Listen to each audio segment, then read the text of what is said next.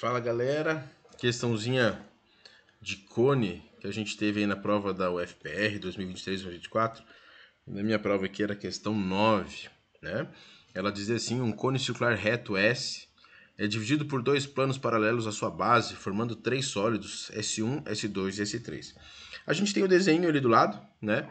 Importante a gente dar uma olhada nesse desenho, porque o que a gente está formando nesse desenho, na verdade, seria aqui um cone menor e dois troncos, né? Se eu paro para pensar, toda vez que eu divido, toda vez que eu faço essa divisão de um cone por um plano paralelo à base, eu estou formando um cone um pouquinho menor. Mas tudo bem, ele não cita essa parte teórica. Vamos continuar lendo. Os volumes de S1, S2 e S3 nessa ordem estão em progressão geométrica com razão Q maior que 1. Isso indica que é uma PG crescente, né? Por quê? Porque o volume do primeiro termo, o S1, ele é positivo e a razão é maior do que 1. Se a gente for fazer uma análise rápida, né? Rapidinho, vamos montar essa ideia da PG. Quando eu pegar o S2 vai ser o S1 vezes a razão. Se eu pegar o S3 vai ser ou o S2 vezes a razão, ou eu posso considerar como S1 vezes a razão ao quadrado. Essa é a leitura que a gente tem. Uma outra ideia que está dentro do exercício, que a gente tem que se atentar, é que a soma do volume, né, o volume original, do cone original S, é a soma desses três volumes. Eu posso escrever como S1 mais S1, não é SI, S1. S1 vezes a razão mais S1 a razão ao quadrado. A gente tem essas ideias só de ler até onde a gente leu aqui, né?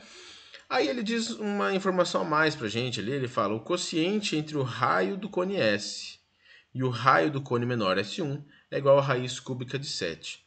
O que ele está escrevendo para nós aqui, vamos escrever, vou pôr entre parênteses, já vou entender por quê. Quociente entre o raio do cone S, ou seja, o cone S, divididos... Opa, vamos colocar o raio, né? Vamos ficar melhor. Então eu vou fazer o seguinte, aqui, ó. Vou chamar esse R aqui de Rzão, o R maior. Esse aqui eu vou chamar de Rzinho, um raio menor, tá? São os dois que ele está trabalhando nesse exercício.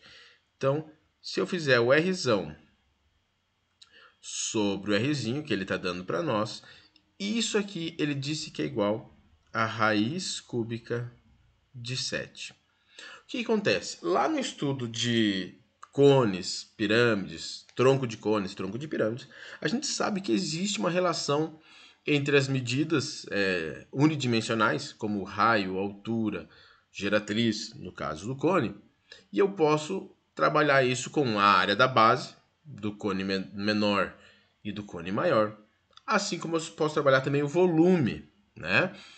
O que seria o volume? Eu consigo fazer essa relação aqui, ó. O volume do cone maior, eu estou colocando maior em cima porque eu usei o raio maior em cima. O volume menor é igual. Isso aqui é uma razão, uma relação que a gente tem com os raios. Ou seja, Rzão, Rzinho. Lembrando que o volume é uma grandeza tridimensional, né? A gente usa as três dimensões. Então a gente eleva ao cubo essa razãozinha aqui. Como a gente já conhece o valor, a gente tem o quê? Raiz cúbica de 7 elevado ao cubo. Dito isto, a gente vai poder, eu vou levar aqui para cima, né? Deixa eu colocar uma setinha aqui para a gente poder dizer. Posso dizer então que o volume maior divididos pelo volume menor é igual a raiz cúbica de 7 ao cubo, que é igual a 7. Ou seja, quem é o volume? Lembra que a gente já deu um nome para volume maior e volume menor? Está aqui, ó, escrito. O volume do cone maior é o S. Isso é igual a 7 vezes volume do cone menor. O cone menor é o S1. Então, 7 vezes S1. Essa é a informação que a gente tem, né?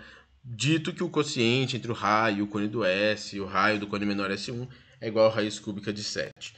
Agora a gente pode partir, né, para o final do exercício.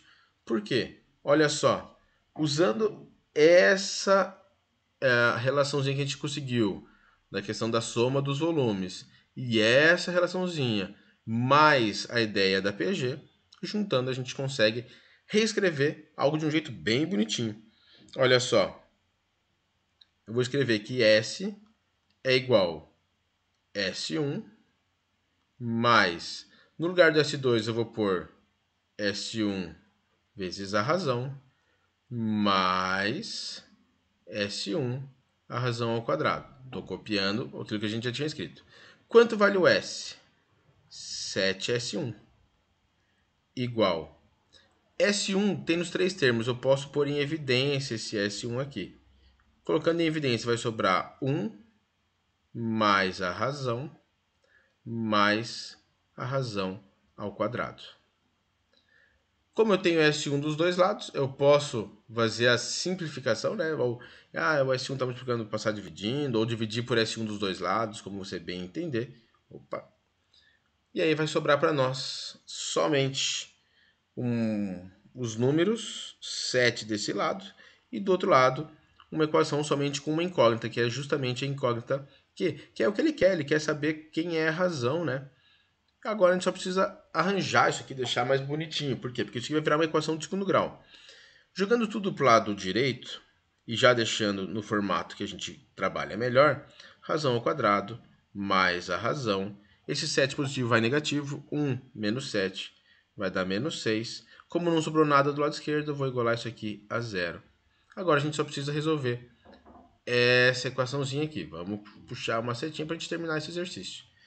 Essa equação de segundo grau, vamos calcular o delta. Delta igual b ao quadrado. 1 ao quadrado vai dar 1. Menos 4ac. Menos 4 vezes 1 dá menos 4, vezes menos 6, mais 24. 1 mais 24 dá 25. Se eu for calcular a razão, menos b vai ficar menos 1, mais ou menos raiz quadrada de 25, que vai dar 5, sobre 2a. 2 vezes 1, que dá 2. Lembrando que eu vou fazer uma vez com mais, uma vez com menos. Menos 1 mais 5 dá 4, divididos por 2, 2. Menos 1 menos 5 dá menos 6, divididos por 2 dá menos 3. Como ele já afirmou para nós, dentro do exercício, que a razão era maior que 1, está lá no enunciado, a gente vai desconsiderar essa raiz menos 3 e vamos dizer somente a opção 2. Ou seja, a razão dessa PG que ele formou lá vai ser igual a 2, conforme deu ali o gabarito da UFPR. Tá certo? Então essa era a nona questão da UFPR. Se precisar de alguma explicação, pode deixar nos comentários aí que a gente tenta ajudar, tá bom? Grande abraço.